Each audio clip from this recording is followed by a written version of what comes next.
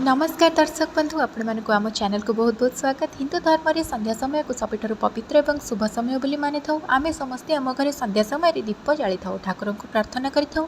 कुहा जाए जो घरे संध्या समय नियमित दीप जले सेठारे माँ लक्ष्मी और सकारात्मक शक्तिर बास होता है। किंतु आपण जानते कि संध्या देवार किसी स्वतंत्र और शास्त्रीय नियम रही। अनेक समय आम अजाणत किसी भूल करदे जहाद्वारा पूजार संपूर्ण फल मिल न था।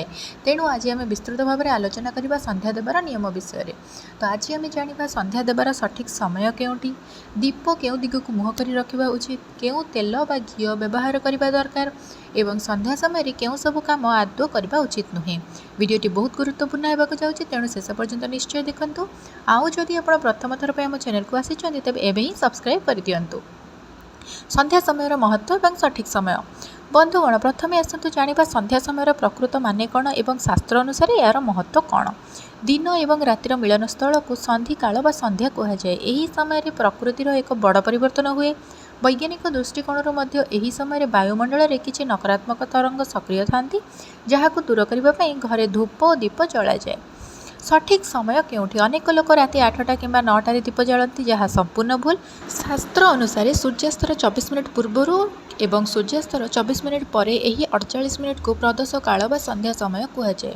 सहज भाषा कहले जितेबाला आकाश में सूर्य बुड़ी जाउथिबे एवं अंधार माड़ी आसुथिबो, सही समय ही संध्या देवार सर्वोत्तम समय। आपणक स्थानीय सूर्यास्त समय को देखि आपण यह स्थिर करें। संध्या देवार पूर्व प्रस्तुति। संध्या देवार पूर्वर आम शरीर एवं आम चारिपाख शुद्ध होगा जरूरी। एथिपाई केउ नियम मानिबे आसंतु जानिबा। प्रथमे होछि शारीरिक शुद्धता। संध्या समय हेबा मात्रे प्रथमे हाथ गोड़ मुह भल भाबे धोई नियंतु, जदि संभव स्नान करि पारिले सबुठारु भल। पोशाक। संध्या पूजा समय सर्वदा स्वच्छ एवं सफा कपड़ा पिंधतु। अशुचि वा दिन सारा पिंधिथिबा ऑफिस कपड़ा रे पूजा करंतु नाही। घर सफा करबा। संध्या हेबा पूर्वर घरर मुख्य द्वार एवं पूजा घर को सफा करि नियंतु। घरर मुख्य द्वार सामान्य पानी सिंचन करबा शुभ होइथाय। मुख्य द्वार खोला रखिबा। संध्या समय घरर मुख्य द्वार किछि समय पाई खोला रखंतु, कारण एही समय माँ लक्ष्मी आगमन होइथाय बोली विश्वास रहिछि। दीप प्रज्वलनर संपूर्ण विधि। एबे आसंतु सबुठारु गुरुत्वपूर्ण भाग को दीप केबिति एवं केउठी जालिबे। नंबर 1 होछि केउ तेल व्यवहार करेंगे। संध्या दीप पाई शुद्ध गाई घी सबुठारु उत्तम।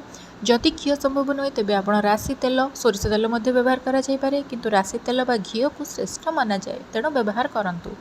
नंबर 2 होछि दीपर दिग। जदि आपण घी दीप जालुछंती तेबे दीपर सलिता पूर्व किंबा उत्तर दिग को रहबा उचित।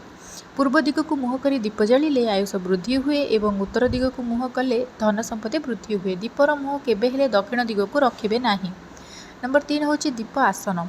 दीप को केबे भी सीधा सड़क भूमि उपर रखंतु नाही। दीप तले किछि अरुआ चाउल, फूल किंबा एक छोट पित्तल तंबा थाली आसन रूप में निश्चय रखंतु। नंबर 4 होछि तुलसी चौरा मूले संध्या। प्रथमे घरर पूजा घरे दीप जालिबा परे सेही दीप को नहीं आपण तुलसी चौरा मूले देखाई परिबे, किंबा तुलसी मूल पई अलगा एक माटी दीप जाली परिबे। तुलसी मूले दीप जालिबार समय मध्य सलिता उत्तर किंबा पूर्व दिग को रहिबा दरकार। नंबर 5 होछि मंत्र, शंख एवं प्रार्थना। दीप जालिबा परे केवल ठिया होई रहिबा उचित नुहे। एही समय किछि मंत्र जप एवं शंख ध्वनि करिबा द्वारा घरर वातावरण संपूर्ण पवित्र होइथाय। शंख ध्वनि। संध्या समय घरे 3 थर शंख बजाइबा उचित। शंखर पवित्र शब्द द्वारा घरर समस्त नकारात्मक शक्ति और जीवाणु नष्ट होइथांती। दीप जालिबार मंत्र। दीप प्रज्वलन समय आपण एही सरल मंत्रटी कहि परिबे, मन देई शुणंतु। शुभं करति कल्याणम आरोग्यं धन संपदा। एहा परे आपण गायत्री मंत्र किंबा निज इष्टदेवों नाम स्मरण करी 5 मिनिट शांत भाव में बसंतु। संध्या समय केउ सब काम आदौ करिबे नाही। बंधुगण, संध्या देवार नियम जेतिकी गुरुत्वपूर्ण, एही समय केउ सब भूल करबा अनुचित ताहा जानिबा मध्य सेतिकी जरूरी। आसंतु जानिबा शास्त्र अनुसार संध्या समय केउ काम वर्जनीय। नंबर 1 होछि सोइबा नाही। संध्या समय घरे केही भी सोइबा उचित नुहे, रोगी, वृद्ध और गर्भवती महिला को छाड़ी। यही समय सोइले घर को दारिद्रता आसे। झाड़ू करिबे नाही। सूर्यास्त परे घरे झाड़ू करंतु नाही। एहा द्वारा माँ लक्ष्मी घर छाड़ी चली जाती बोली विश्वास रहिछि। टंका धार देबे नाही। संध्या समय काहाकू टंका धार दियंतु नाही किंबा काहाठारू आणंतु नाही। झगड़ा वा क्रोध। यही पवित्र समय घरे पाटितुंड, कली झगड़ा किंबा कांद बोबाळे आदि करंतु नाही। घरर परिवेश को शांत और मधुर रखंतु। तुलसी पत्र छिंडाइबा नाही। संध्या समय तुलसी गछ को संपूर्ण स्पर्श करबा किंबा पत्र छिड़ाइबा महापाप बोली धरा जाए।